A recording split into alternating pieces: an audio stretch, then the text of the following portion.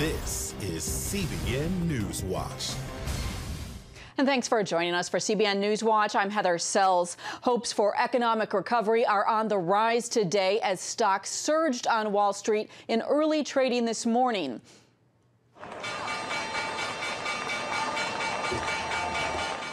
They drove the S&P 500 to its highest level in nearly 3 months. And for the first time in 2 months, a small group of traders returned to the New York Stock Exchange's partially reopened trading floor.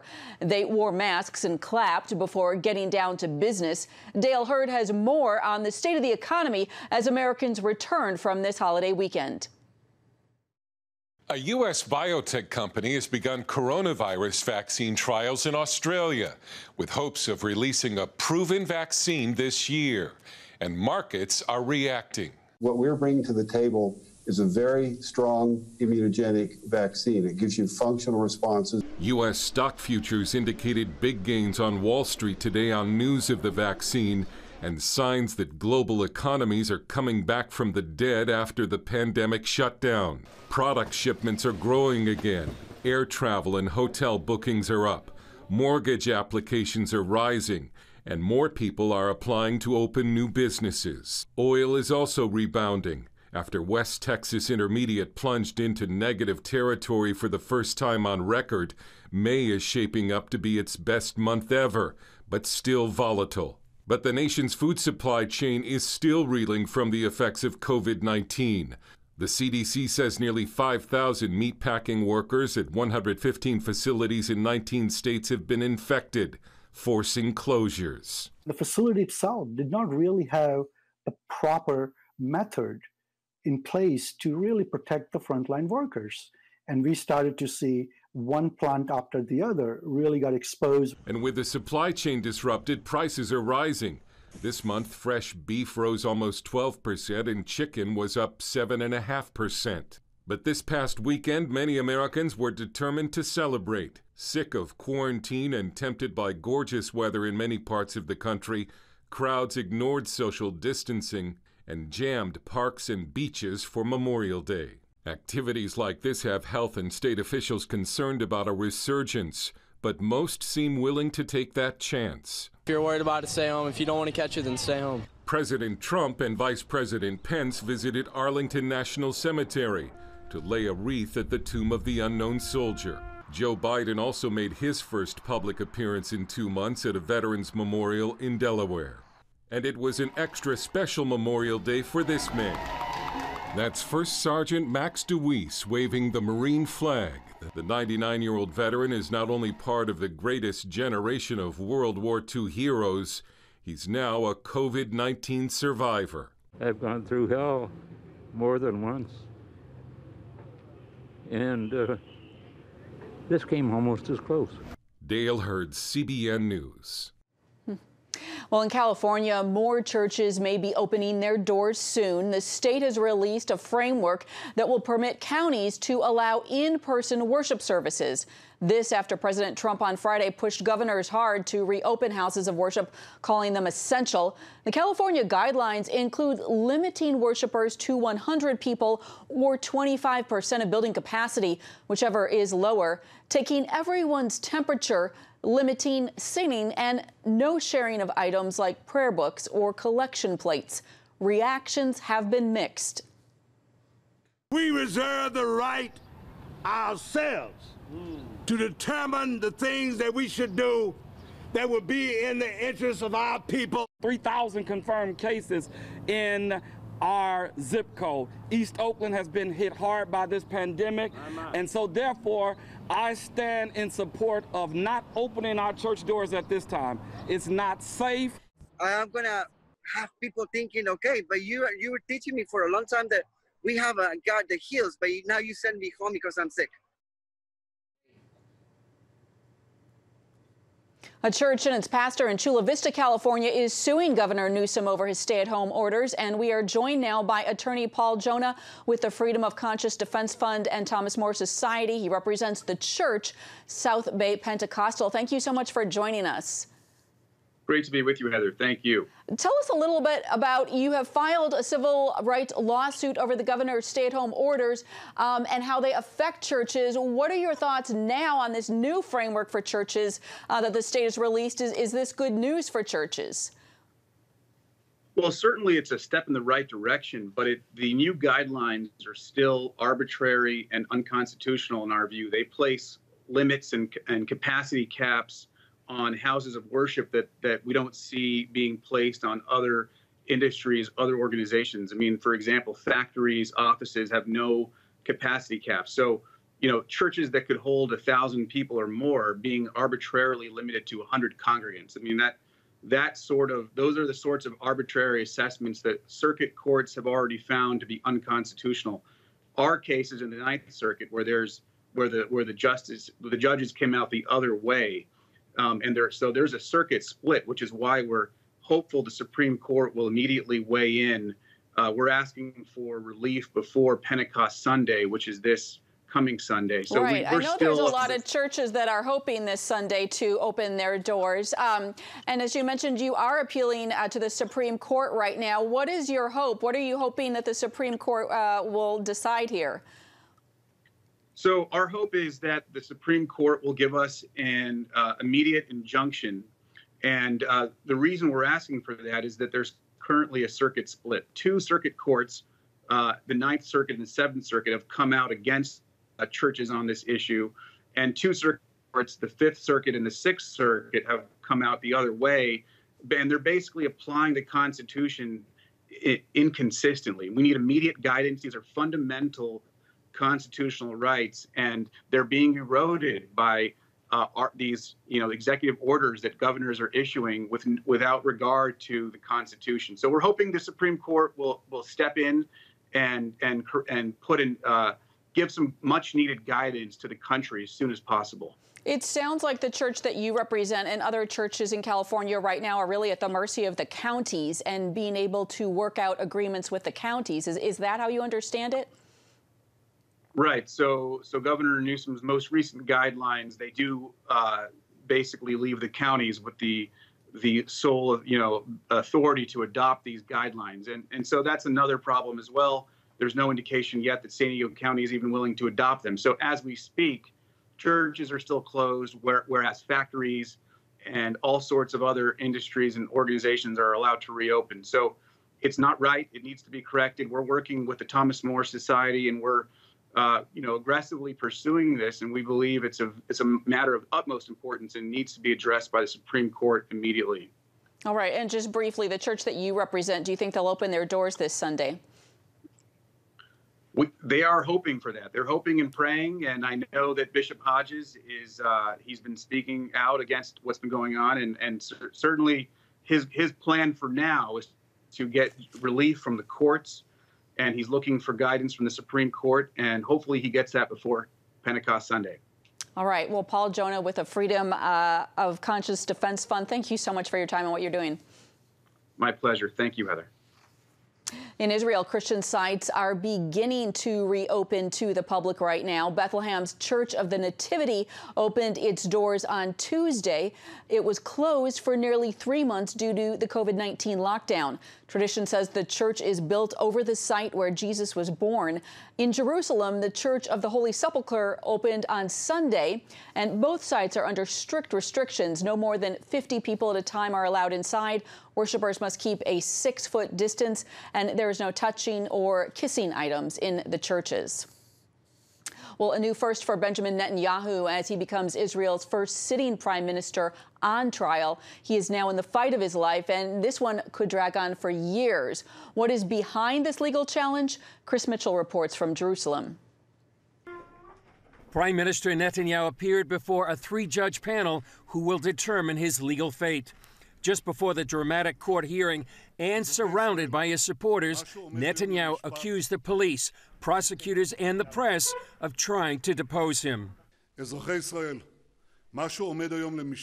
Citizens of Israel, what's on trial today is the wish to eliminate the will of the people, the attempt to topple me and the right-wing camp.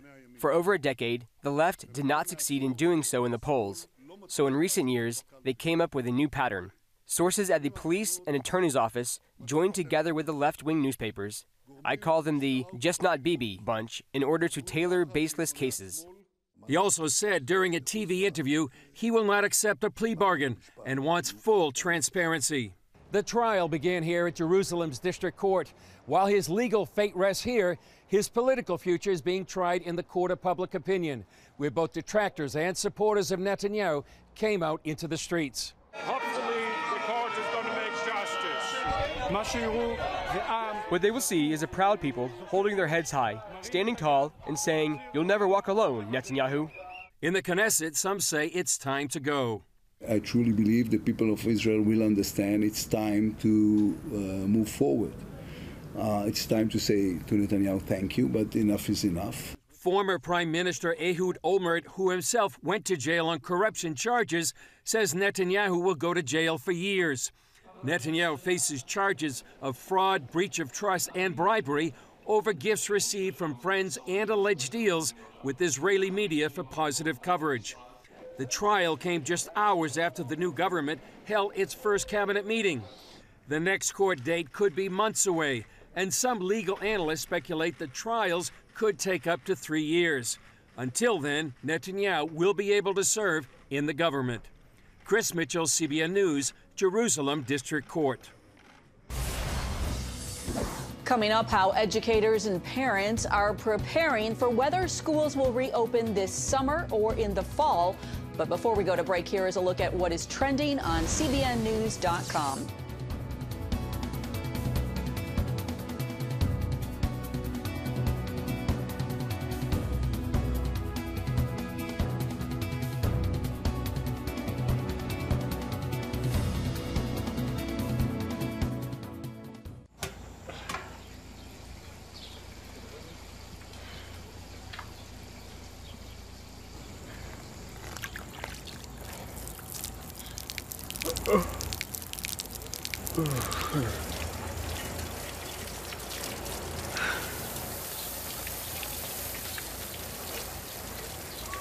Life is better with a good night's sleep. Get your free DVD or booklet of Protect Your Sleep as the world watches from the outside. It's a big diplomatic tug-of-war here in the Middle East. Go inside the story with Jerusalem Dateline. Israeli archaeologists are talking about a discovery that could change the thinking about the Temple Mount. Join CBN Jerusalem Bureau Chief Chris Mitchell and get the biblical perspective on the events shaping the world. It's what starts in Israel then ends up going to other places. Watch Jerusalem Dateline Friday night at 9:30 on the CBN News Channel. Life. It's meant to be lived fully. Jesus said it. I came to give you life. Life to the fullest. Life in your family. Life in your finances. Life in your body, mind, and spirit. Life in your everyday.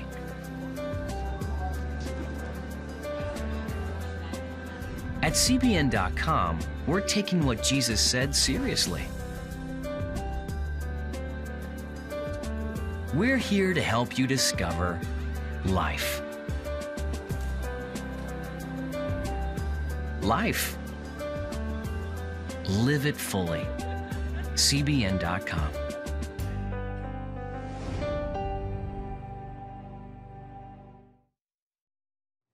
As the country reopens, parents heading back to work are asking how and when will their kids go back to school.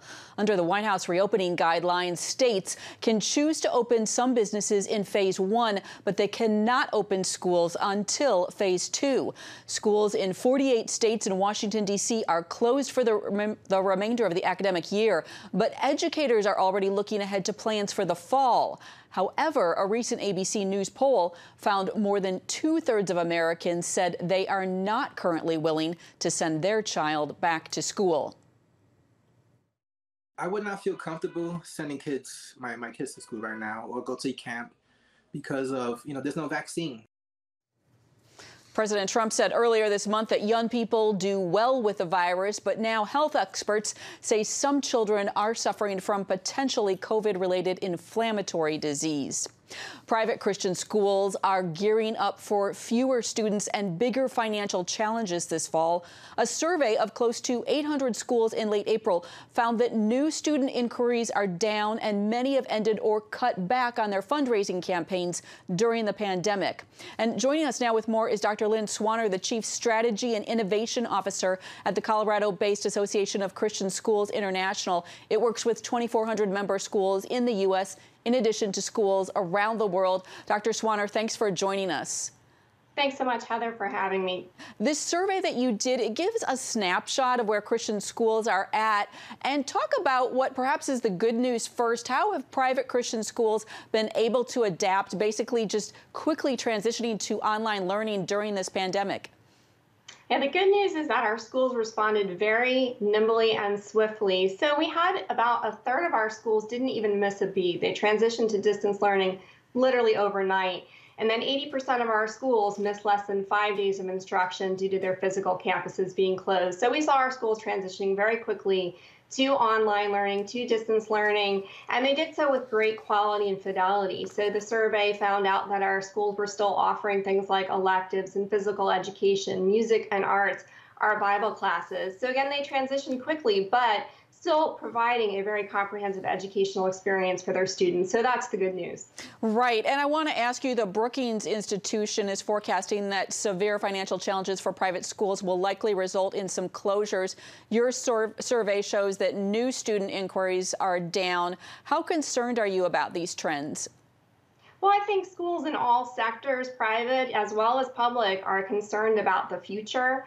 You know, you talked about the poll that came out. There's another USA Today poll that came out today that said a third of parents are very likely to pursue at-home learning options instead of sending their children to a physical campus in the fall. And so one of the things that Christian schools are doing that the survey showed was they're developing hybrid and online learning programs right now as we speak to take the really nimble responses that they developed this spring and institutionalize them to offer parents more options into the fall. So nearly half of our schools are even looking at this as a permanent option that they would offer to families. It increases access to Christian education for families that haven't been able to access it before. So I think our schools are working to recast this as an opportunity and not just as a challenge. What are some of the innovative things that you are seeing schools do when it comes to learning online in these hybrid models? So our schools are using a wide variety of online distance learning tools, and they're doing so, again, with great fidelity to the quality that they're used to offering to their students. So certainly teachers are using things like Google Classroom, they're using Zoom and other video conferencing platforms. Many of our schools already have online learning management systems, which enable them to be very nimble and provide personalized learning and feedback to students. So I think many of our schools are finding that the technology investments they've made over the last few years, just as a part of keeping in touch with trends in education, are serving them very well in this new environment. Well, I know there's a lot of people that want to see Christian schools succeed. Dr. Lynn Swann, thanks for your time. Thanks so much for having me, Heather. After the break, new laws in Hong Kong could reignite massive protests this week. We'll bring you that story when we come back.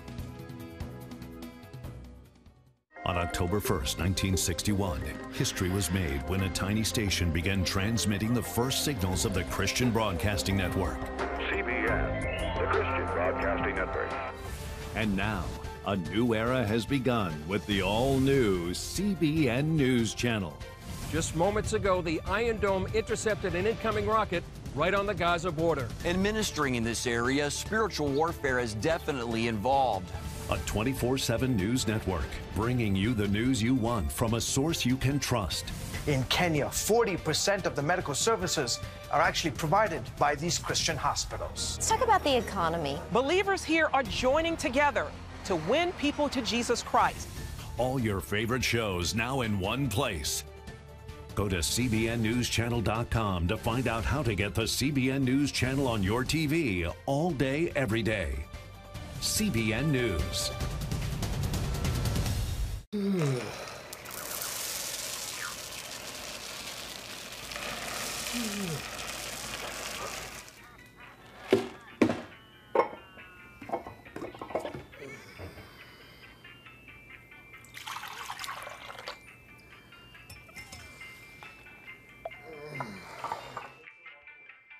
Life is better with a good night's sleep. Get your free DVD or booklet of Protect Your Sleep today. Life. It's meant to be lived fully. Jesus said it. I came to give you life. Life to the fullest. Life in your family. Life in your finances. Life in your body, mind, and spirit.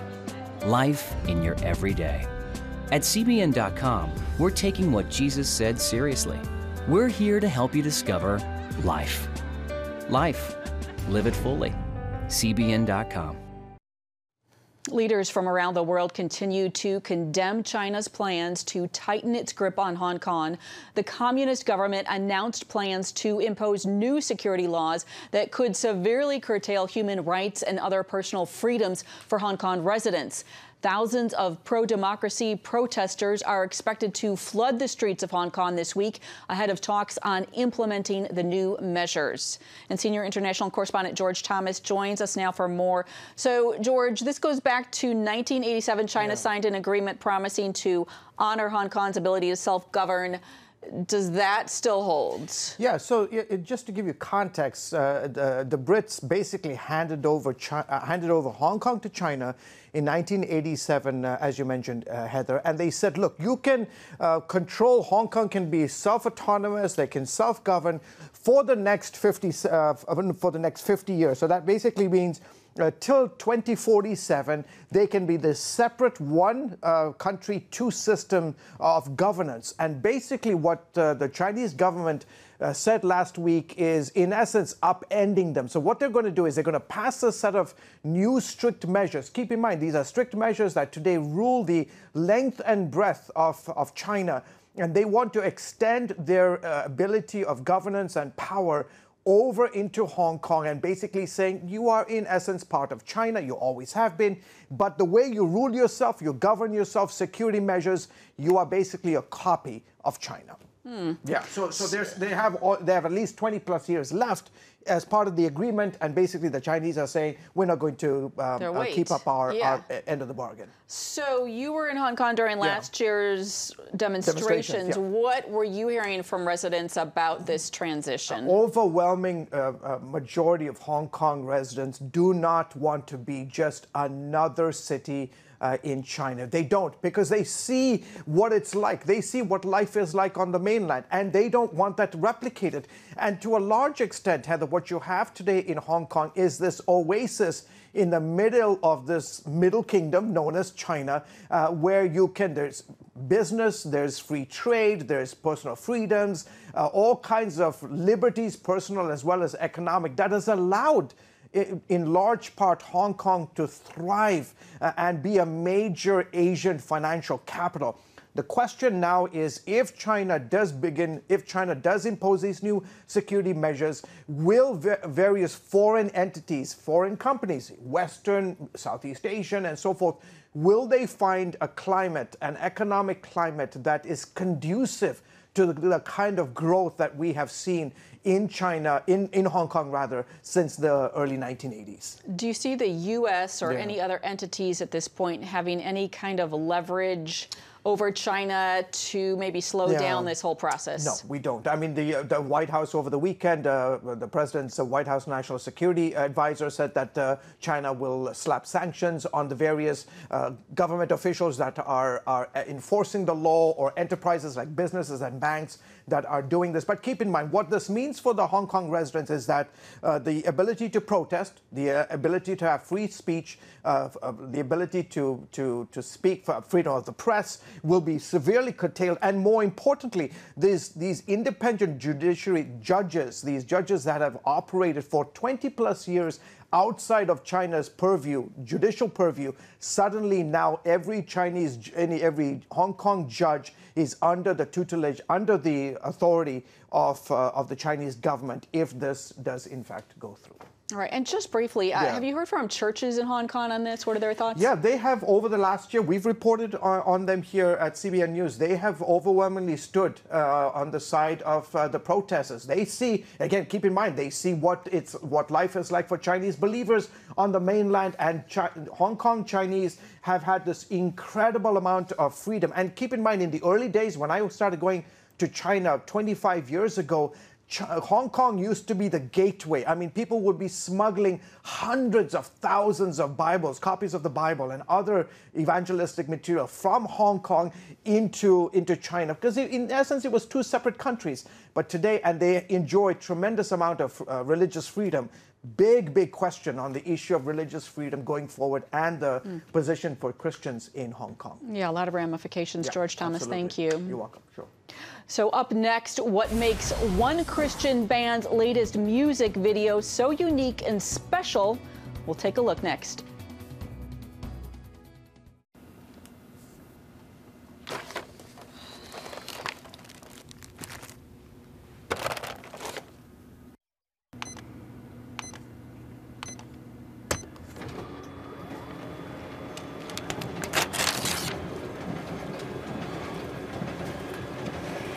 Life is better with a good night's sleep. Get your free DVD or booklet of Protect Your Sleep today.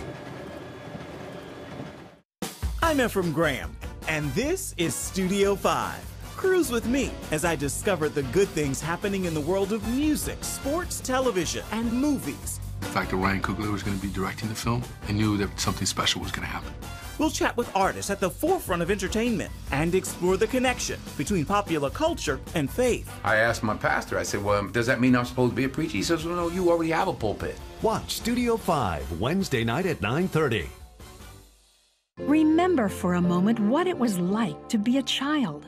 You believed every story you were told. You saw a world full of endless possibilities. What stories will the world's orphaned and at-risk children believe? We believe the Bible tells the only story truly worth believing. We believe that every child should have the opportunity to dream, the chance to take challenges and turn them into possibilities, the chance to stand on the promises of God, to recognize their place in the greatest story ever told. They have their whole lives ahead of them. Theirs is a world of endless possibilities. They are looking for a story to believe. We will tell them that story. Will you join us?